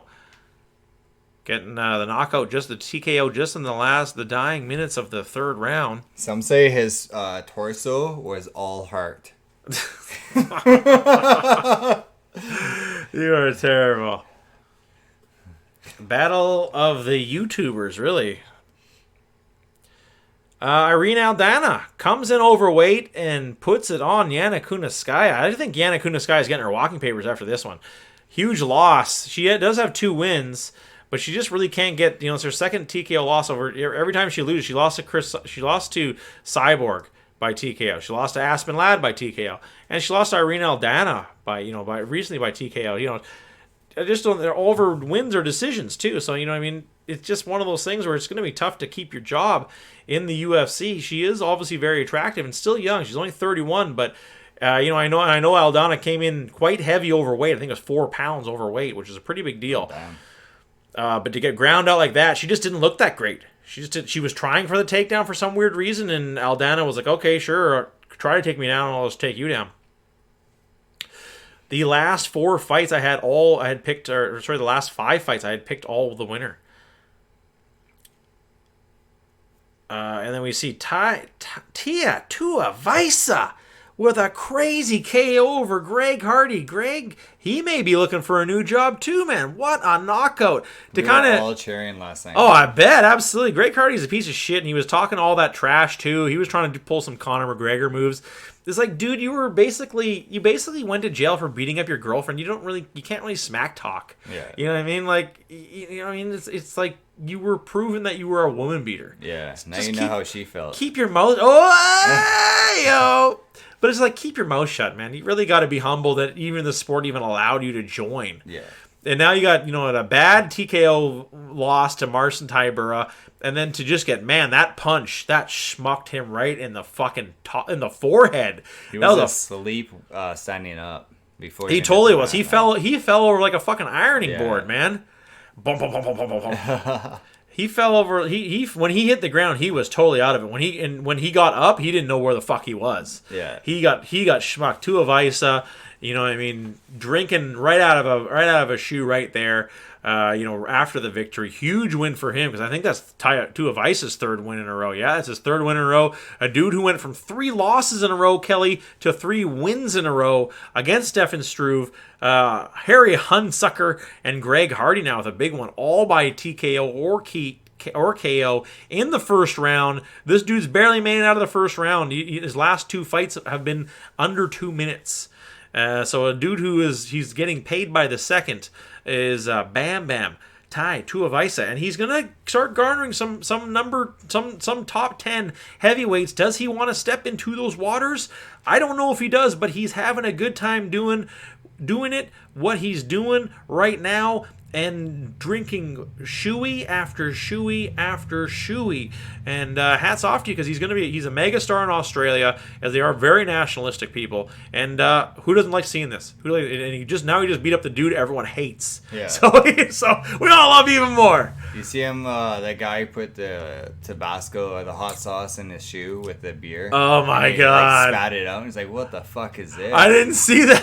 Yeah, he was taking like shoey after shoey on the way out. Like he did a bunch of them with a bunch of people. But one person like did a bunch of like, I guess, Poirier's hot sauce in the shoe after the beer. And he takes it, he spits it out. He's like, what is this, right? Just gives it back to him.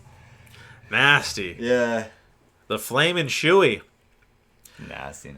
We see a great tilt at 170 with Gilbert Burns taking the close decision from Stephen Wonderboy Thompson. How did you score that one, Kelly? It was close. Yeah.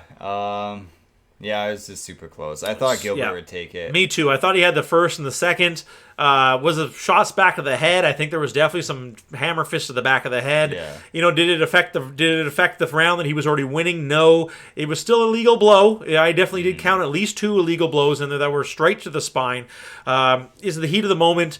I think he's just trying to finish off the round. I do love that rock'em sock'em moment they had at the end of the second, where they're both up against the fence, just feeding each other shots. I had a good chuckle when I was watching that. It was really good. But I love that Stephen Thompson, that little thing, how he would move leave his leg out there for the leg kick, but then lift his leg up and throw a kick just at the same time. Rather than checking the kick, he was throwing a high kick. Obviously very few people in the world can do that, can pull that off with the speed that Wonderboy Thompson was doing. But that's what this guy always brings. This guy's almost in his 40s, he's 38, and he's still pulling off lightning fast moves like that, like not checking a kick, picking your leg up so quickly from the leg kick to throw a high kick.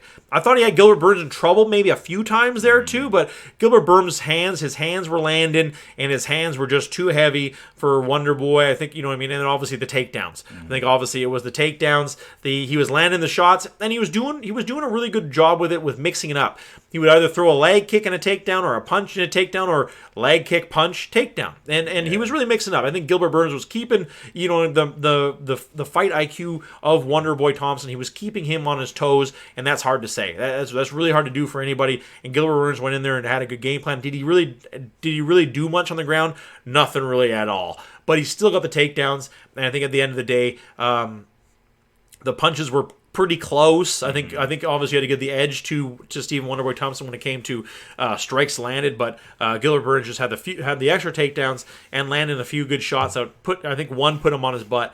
It was a great fight, though. I thought it was a really good fight. I thought that was a 3-rounder where I could have watched 5 rounds of. At the end of the fight, I didn't know who won. I didn't either. I thought it was super close. Exactly. I thought it was Gilbert Burns 2-1, but I could have easily seen it 2-1. Like that first round, I thought could have went to Wonderboy. The first round was really the most round in question for me. The second round, I thought Wonderboy won for sure, but the third round was definitely Gilbert Burns. Yeah. But yeah, absolutely. Great fight. And Stephen Thompson shouldn't hang his head low. I don't think he ever has in his entire life. He's such an upbeat dude, and he'll always be the guy who is always knocking on the door for a title contendership. That brings us to the main event of the evening. Dustin, the Diamond Poirier, versus Conor, the Bitch McGregor. What an asshole. Couldn't have been happier. Poirier coming out. Really, they were really exchanging a lot. Obviously, Conor was landing some pretty heavy leg kicks. He was landing a lot of really heavy leg kicks with some oomph behind them. And I think that obviously is the reason why the finish was the finish. Conor coming out kicking like crazy. Starts off the fight with 2 spin kicks right off the bat, kind of backing Poirier up. I thought Poirier kind of landed. He landed that good little mix up on the boxing exchange.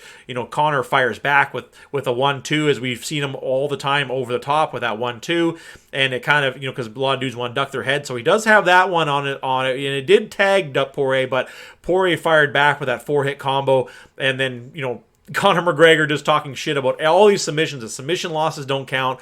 What does this guy do? He goes for a guillotine submission. And I think it was kind of tight in there in the beginning, but I think it played right into Poirier's game. For a guy who you want to tire out, he goes for a guillotine right off the fucking bat. I think it couldn't have played better into Poirier's favor. He landed some nasty ground and pound, really beating up Conor. You know what I mean? I think he was really starting to gasp for air right off the bat. Where that round would have went to if it would have made it to the second round, I don't know what kind of Conor McGregor would have came out, because he looked like he was pretty fucking tired. He landed some elbows. You know, he did land a decent upkick. That one upkick did clip Poirier as well.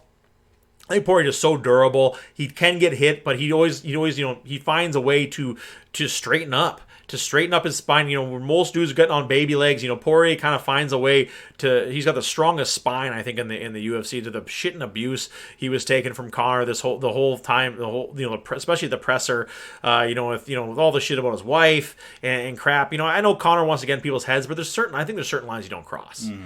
You don't talk about the dude's family. He never talked about your family, man. You don't talk about the guy's family. Talk about him. Talk about him. And that's what made me. I was one of the biggest Conor McGregor fans of all time. But when he fought Nate Diaz and he started making fun of Nate Diaz's clothes, I thought, this guy's a fucking piece of shit. You're a guy who was on welfare, well documented. He was on Irish welfare before he became the multi-millionaire, the 100 millionaire he is. He was on welfare before, and so that's your smack. You're going to talk about that guy's clothes. You're going to talk about how he dresses. That's bullshit. And then in this one, you talk about the guy's wife. Give me a break, man. No, you don't want. And no one wants to talk about your wife. I know he was trying to play the game, the mind games, because that's what Poirier came out the first fight and said. Conor got underneath my skin. Conor got on my head. I wasn't prepared for that fight. I think he was coming out. He could have just been smarter with it.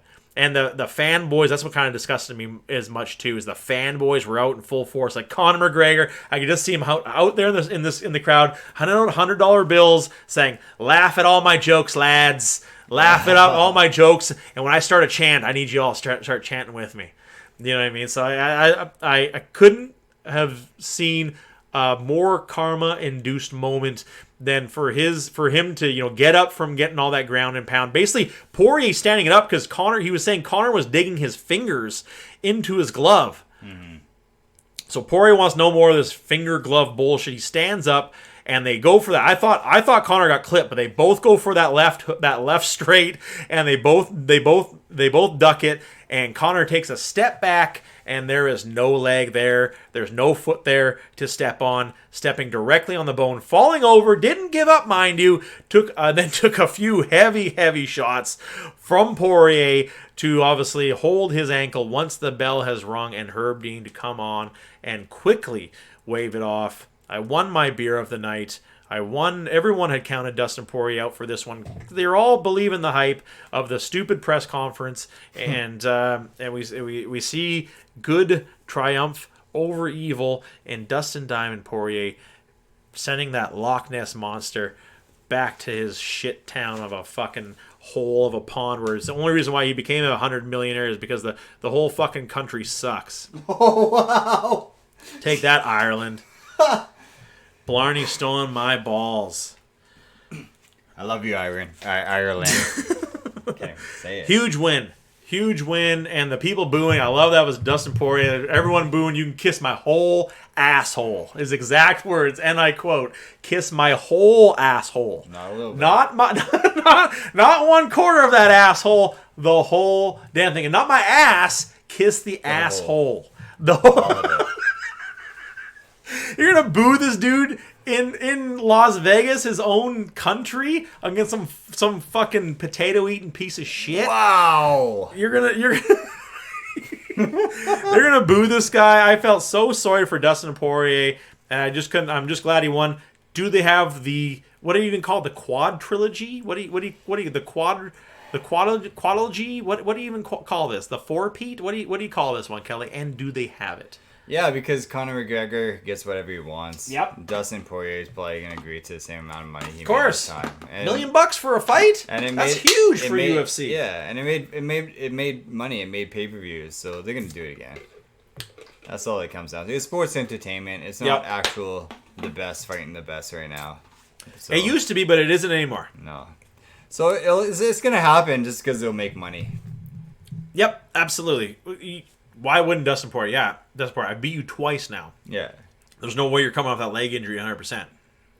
You know what I mean? No one does. Yeah, and then he pads his stats too. And pads his wallet. Yeah. I think anybody would do the same thing. I would 100% do it. I think he's got to get the title shot first. Do they give Conor the title shot afterwards just for coming back? For losing twice to the same guy? They've done crazier things. They gave, it was supposed to be Rafael Dos Anjos. And Rafael Dos Anjos, apparently Rafael Dos Anjos and Conor McGregor got into it before the fight as well, backstage. And, for Conor to make fun of him, saying, hey, yeah, when Rafael Dos Anjos broke his foot and their fight got called off, and it ends up being, Conor leaping the line to fight Eddie Alvarez for the 155-pound belt, jumping the whole queue to get that fight because he knew he could win it. Yeah. And he did. And so it wouldn't shock me if all of a sudden Poirier beats